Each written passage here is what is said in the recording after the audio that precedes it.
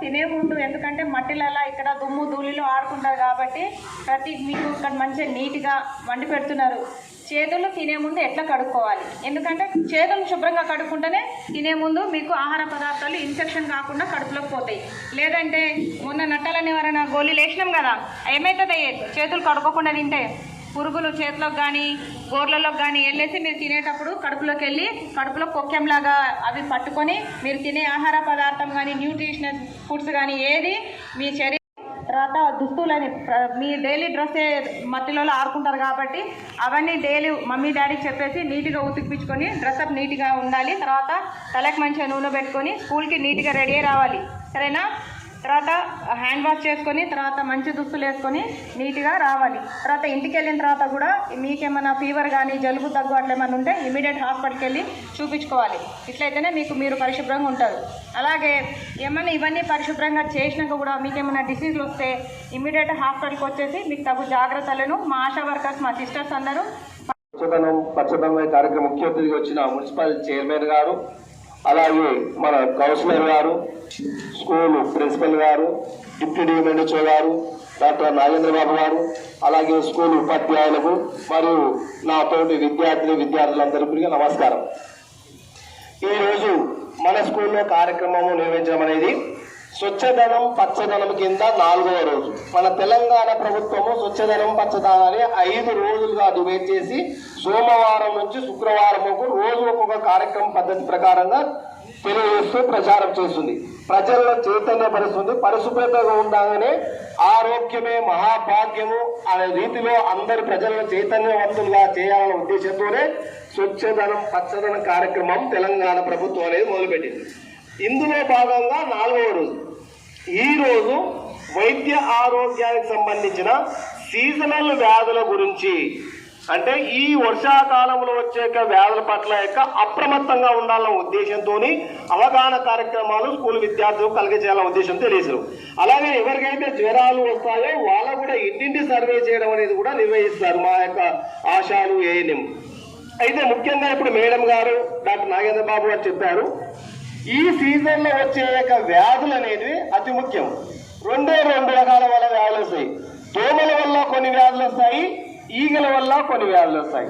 దోమల వల్లనేమో malaria, dengue, chicken Guinea, మెదడు వ్యాధి ఇలాంటి వ్యాధులు వస్తాయి.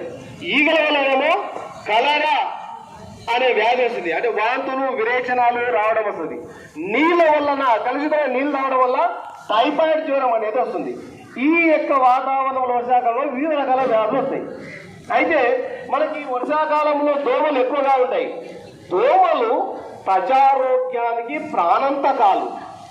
దోమ చూస్తే చాలా చిన్నగా ఉంటుంది, కానీ అది కరిస్తే ఎంత పెద్ద మనిషి అయ్యే ప్రాణాలైనా పోవాల్సి వస్తుంది.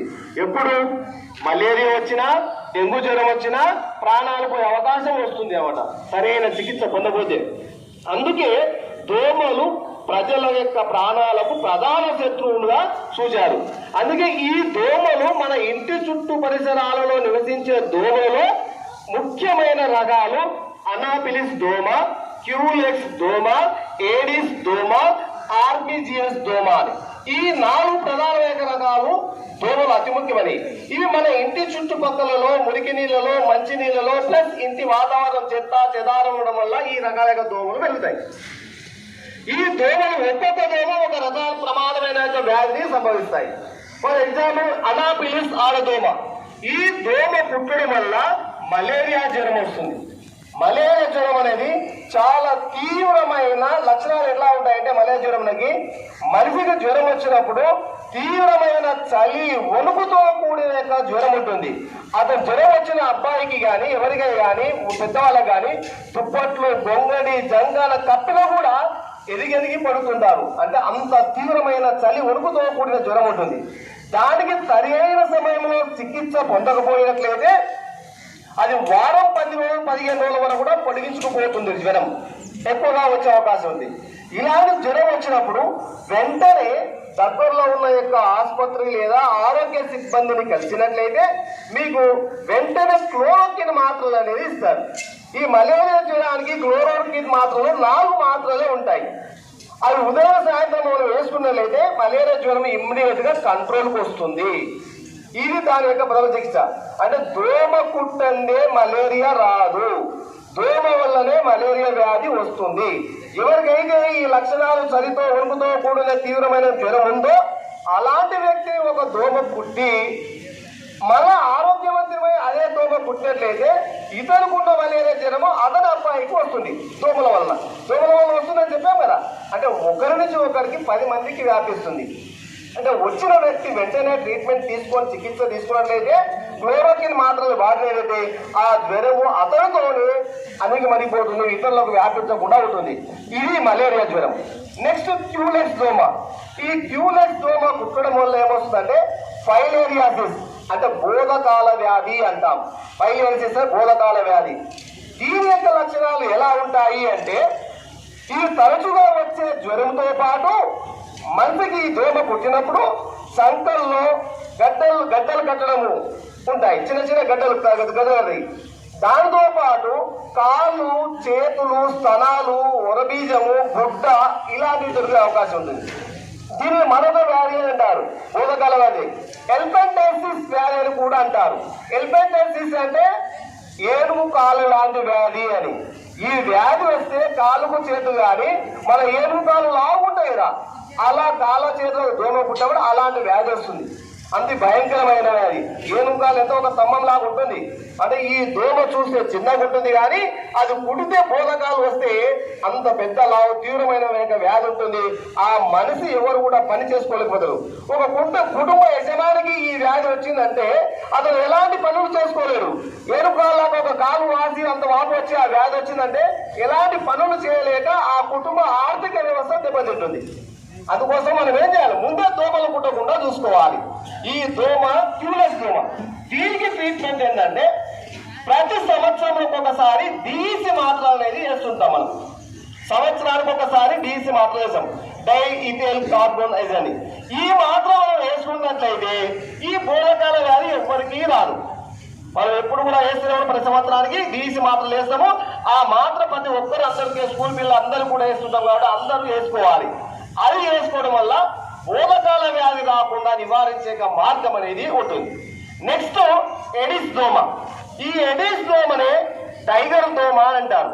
ఈ దోమలు మీరు మన ఇళ్ళ చుట్టుపక్కల పగటి పూట కుట్టాయి, పగటి పూటనే ఎడిస్ దోమలు ఉంటాయి. దీనిపైన ఎడిస్ దోమ టైగర్ దోమ అని ఎందుకన్నారంటే ఇది నల్లగా ఉంటుంది.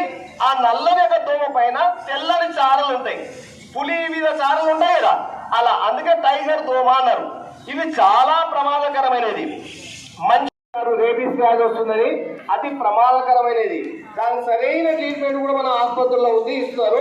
అయితే కుక్కలు కలవకుండా ఉండాలంటే ఏం చేయాలి, చేయవలసిన పనులేంటి, చేయకూడని పనులేంటి, ఇక్కడ బ్యానర్ లో క్లియర్ గా విత్ ఫోటోలతో సహా ఉన్నాయి. ఒక్కొక్కటి చదివింపిస్తాను. చేయదగినవి ఏం చేయాలి అనేది అంటే నిశ్చలంగా నిలబడి కుక్క మీ దగ్గరకు వస్తుంది. మీరు కుక్క వెంటబడినప్పుడు పారి భయపడి పోకూడదు, సైలెంట్ గా నిలబడాలి. దగ్గరకు వచ్చేసినప్పుడు సైలెంట్ గా ఉండాలి, ఏమనదు. కుక్కల దగ్గర త్వరగా పరిగెత్తకండి లేదా కాగండి. అది వస్తుందో మనం ఉడికి కొద్ది ఇంకా ఇంకా పరిగెత్తుంది, మనం భయపడకుండా నిలబడాలి, నిశ్చలంగా నిలబడాలి, ఏమనదు. రెండవది వీధి కుక్కలకు దూరంగా ఉండాలి. అది వీధి కుక్కలు చేయదగది. కుక్క కళ్ళలోకి సూటిగా చూడవద్దు. కుక్క ఉంటే స్నేహితులు చూడవద్దు అన్నది. ప్లస్ నెక్స్ట్ మూడో పాయింట్, మీకు మరియు కుక్కకు మధ్య ఒక వస్తువు ఉంచండి. కుక్క ఏదైనా వస్తుందనుకో, ఒక కట్టెన, చేతుల కుక్క ఏదైనా డిస్టెన్స్ పెట్టడానికి బ్యాగ్ అంటే బ్యాగ్ ఉంది కదా, డిస్టెన్స్ చూపించాలి ఇక్కడ. అంటే దానికి మధ్యలో మనకు దానికి ఏదైనా వస్తువు పెట్టాలి, అడ్డం పెట్టాలి. నువ్వు తింటున్నా, కేకలు వేస్తున్నా, నిద్రపోతున్నా కుక్క భంగం కలిగించవద్దు. పండుకునే కుక్కను కానీ కేకలు వేస్తున్నా కానీ దాన్ని రాయి తీసుకొని కొట్టడము, దాన్ని డిస్టర్బెన్స్ చేయొద్దు. దాని మీద కొట్టే అది మన మీద పరిగెత్తుకుంటా వస్తుంది. వాడు ఆ తింటుంటే కూడా దాన్ని కొట్టవద్దు. అది తింటుంది కదా, తినడానికి పోతే కోపం వస్తుంది కదా, అలా అందుకోసం అది వెంటబడుతుంది. నెక్స్ట్ ప్రశాంతమైన వాయిస్, స్నేహపూర్వకంగా స్వరాన్ని ఉపయోగించండి. కుక్క వచ్చిందనుకో దగ్గరికి వెళ్ళడానికి టామీ ప్లస్ మన పప్పి అని పిలిస్తే కదా, అట్లా మంచి ప్రేమతో పిలిస్తే అది కలవదు అనమాట.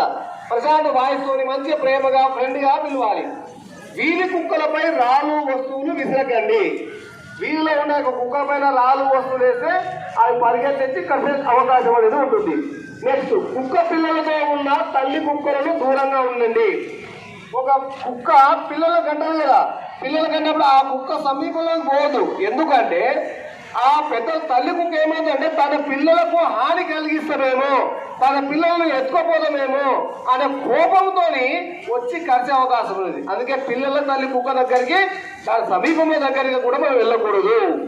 తల్లి కుక్క మరియు దాని కుక్క పిల్లల వద్దకు వెళ్ళనే వద్దు.